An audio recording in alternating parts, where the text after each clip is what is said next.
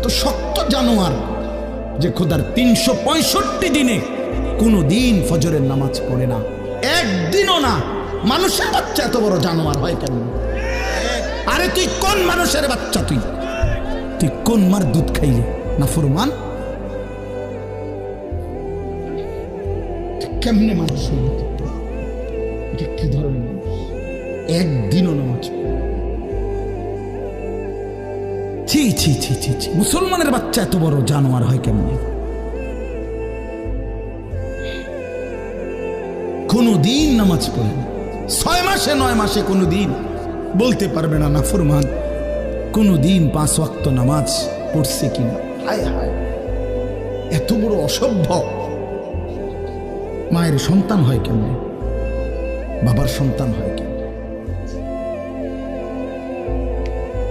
চিন্তা কর, কোনো কিছুই